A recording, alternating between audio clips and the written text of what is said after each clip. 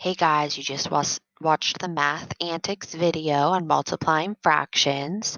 Hopefully, you realize how easy it is. We just multiply the top numbers and then multiply the bottom numbers, reduce if we need to. So, there are a couple different ways that we can reduce when multiplying fractions, and that's what I'm going to show you on the two examples. So, the first example, we are going to reduce before we multiply. And for the second example, we're going to reduce after we multiply, and we can use our calculator to do that. So for our first example, we're going to have 3/5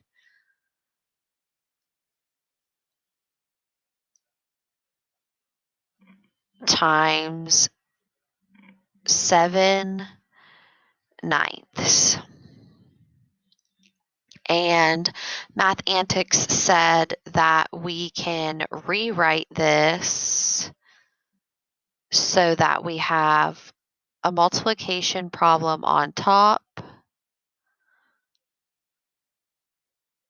3 times 7, and a multiplication problem on bottom, 5 times 9.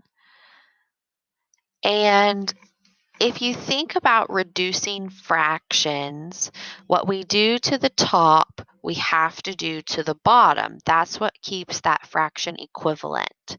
So we're looking here at our top numbers and our bottom numbers to determine if there are two numbers that have a common factor. And there are 3 and 9 have a common factor of 3. So we're going to divide 3 by 3 and we're going to get 1. We're going to divide 9 by 3 and we're going to get 3.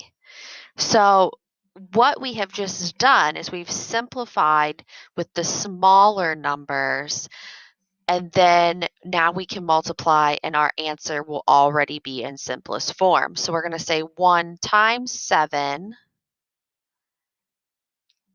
is 7, and 5 times 3 is 15. So our answer in simplified form is 7/15. So that's if we're simplifying before we multiply. We can also just multiply and worry about simplifying our final answer. So we can say 2/3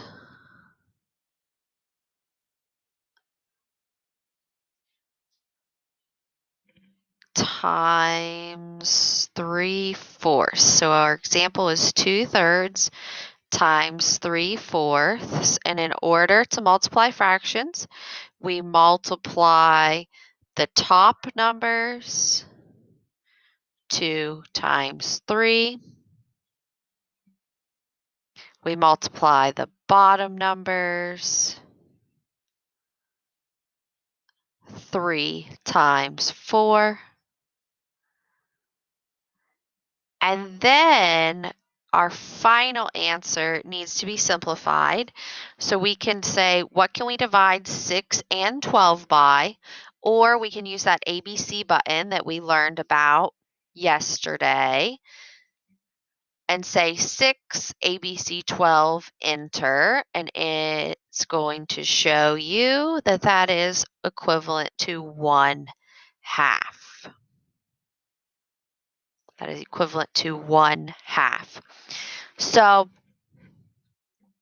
you are able to simplify before you multiply or after you multiply.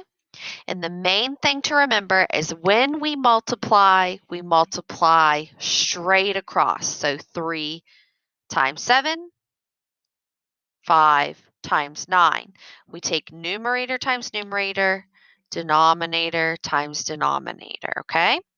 So now that you have your graphic organizer filled out for today, you are going to do the 2 exit questions, and we will be discussing dividing fractions next. Good luck.